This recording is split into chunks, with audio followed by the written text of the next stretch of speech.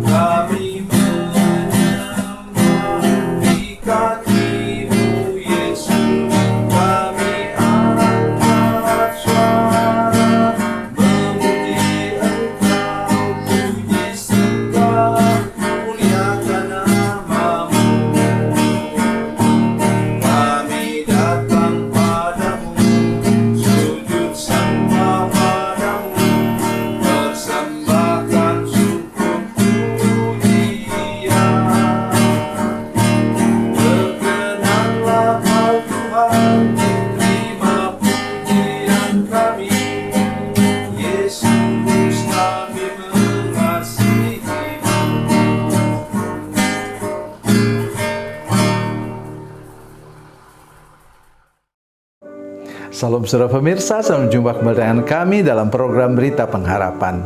Saudara pemirsa, saya ingin mengajak kita merenungkan sesuatu hari ini.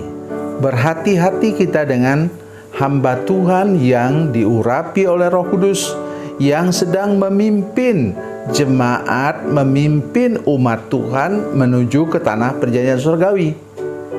Oleh karena Tuhan sangat memperhatikan hamba Tuhan seperti ini. Mari kita berdoa sebelum kita lebih jauh mendengarkan firman Tuhan ini. Bapa, dalam nama Yesus, terima kasih karena firman Tuhan bicara kepada kami hari ini, supaya kami tahu menghormati hamba Tuhan, dan kami tahu bagaimana memperlakukan hamba Tuhan dengan baik. Terima kasih Tuhan, terpujilah namamu dalam nama Yesus. Haleluya, amin. Saudara pemirsa, mari kita hari ini merenungkan firman Tuhan dari Perjanjian Lama. Kitab Bilangan pasal 12 ayat 1 dan 2. Bilangan 12 ayat 1 dan 2, demikian bunyi firman Tuhan. Miriam serta Harun mengatai Musa berkenaan dengan perempuan Kus yang diambilnya, sebab memang ia telah mengambil seorang perempuan Kus. Kata mereka, sungguhkah Tuhan berfirman dengan perantaran Musa saja? Bukankah dengan perantaran kita juga ia berfirman? Dan kedengaranlah hal itu kepada Tuhan. Amin. Saudara pemirsa, saya mengajak kita hari ini merenungkan sesuatu yang istimewa. Coba saudara dengar bagian terakhir dari ayat-ayat tadi yang kita baca. Maka kedengaranlah hal itu kepada Tuhan. Bukankah kita tahu Tuhan itu maha mendengar? Setiap percakapan kita, Dia dengar. Telinga Tuhan itu mendengar, saudara sekalian. Bahkan dikatakan percakapan yang di tempat gelap pun nanti akan dibukakan di tempat terang. Tetapi kenapa di sini secara khusus Tuhan mengatakan bahwa kedengaranlah itu kepada Tuhan? Mengapa demikian? Hal yang pertama yaitu, saudara sekalian, bahwa Musa memang memerlukan teman hidup. Oleh karena istrinya itu tidak mau ikut. Pernah dibawa oleh mertuanya, mereka bertemu di sana, tetapi istri dan anak-anaknya tidak mau ikut dia. Ya, kemudian jalanlah Musa ini sendirian. Nah, pada bagian kitab Bilangan ini, kemudian Musa merasa perlu seorang teman. Ya, dia manusia biasa, saudara sekalian. Dia perlu teman hidup juga. Maka dia kemudian menikah dengan perempuan Kus tadi. Nah, saudara pemirsa sekalian, itu yang membuat apa? Harun dan Miriam, kakak-kakaknya itu, abangnya Musa, kakaknya Musa kemudian mengata-ngatai dia. Dan kalimat mereka ucapkan itu apa? Miriam, kenapa dia merasa begitu hebatnya orangnya? Oleh karena dia merasa berjasa. Dulu yang mengawasi perahu, katakan demikian ya, perahunya Musa itu waktu sampai ke tempat di mana putri Firaun sedang mandi, yang mengawasinya Miriam. Miriam juga yang menawarkan, putri Firaun, perlu ndak anak ini disusukan? Saya kenal ibu-ibu yang bisa menyusukannya. Itu mamanya sendiri, ya, Ibu Yokebed. Saudara sekalian, itu dia merasa berjasa. Kemudian kenapa Harun merasa berjasa juga? Karena dialah yang menjadi juru bicara Musa menghadap Firaun, menghadap Firaun, terutama karena Musa mengatakan saya tidak pintar ngomong, tetapi Tuhan mengatakan ada Harun yang bisa ngomong. Ya, dan kemudian Harun diangkat menjadi imam besar. Saudara pemirsa, ingat, kalau kita merasa berjasa di gereja, kita merasa persembahan saya yang paling banyak di gereja ini yang menghidupi hamba Tuhan. Hati-hati, hati-hati saudara sekalian. Nanti tiba waktunya kita akan mengalami kutuk Harun dan Miriam di sini. Tuhan mendengar. Hati-hati mempercakapkan hamba Tuhan. Lebih baik kita berdoa untuk seorang hamba Tuhan atau gembala di gereja, saudara sekalian.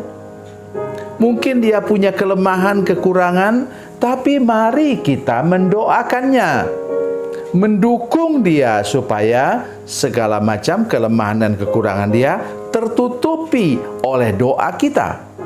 Tuhan lindungi dia. Ya, saudara sekalian, hal yang kedua yaitu apa? Tuhan bertindak keras. Kenapa Tuhan bertindak keras? Tuhan tidak mau, Tuhan memblokir masalah itu di sekitar Harun dan Miriam. Tuhan tidak mau kemudian itu merembet kemana-mana. Mulai lagi orang bilang, iya ya, memang bukan cuma itu kok. Merembet kemana-mana, nanti kutuknya melebar.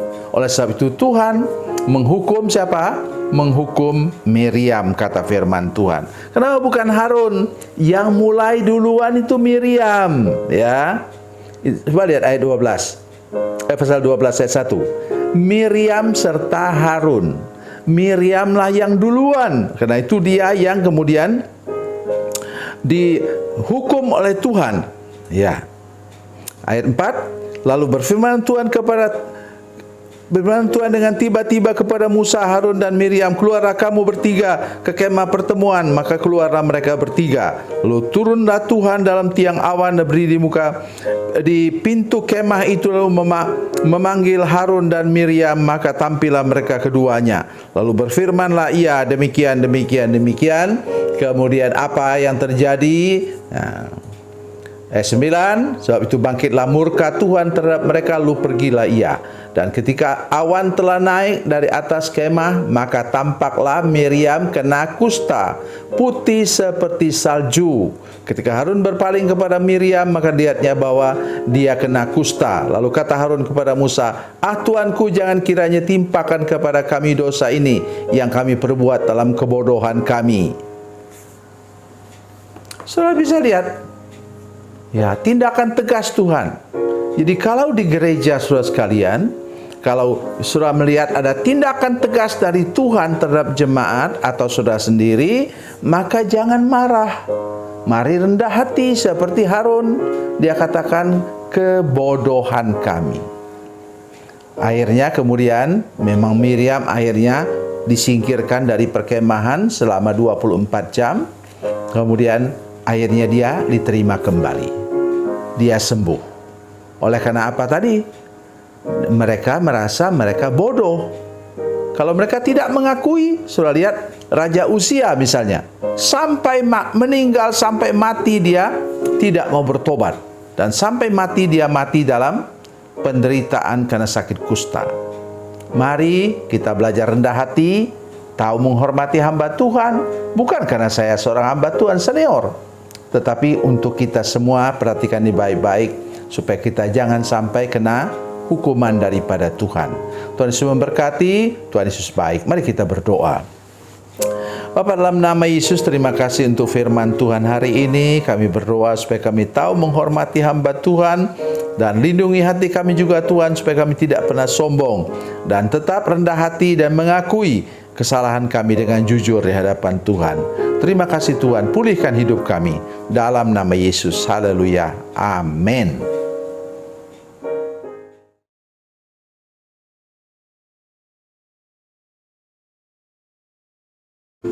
Salam saudara pemirsa, mengakhiri program ini, saya mohon kepada saudara-saudara pemirsa sekalian untuk bila saudara menyaksikan program ini melalui channel YouTube, maka tekan subscribe dan bunyikan lonceng. Dan bila saudara menyaksikan program ini melalui channel Facebook, tolong saudara-saudara sekalian tekan like dan juga komen. Dan demikian pula bila sudah menyaksikan program Makanan Bergizi hari ini yang tertulis, maka tekan yang sama juga, tekan like dan tekan komen. Dan tolong saudara-saudara sekalian untuk membagikan program ini, share program ini di channel saudara-saudara sekalian, supaya lebih banyak lagi orang diberkati melalui program ini. Tuhan Yesus memberkati, Tuhan Yesus baik.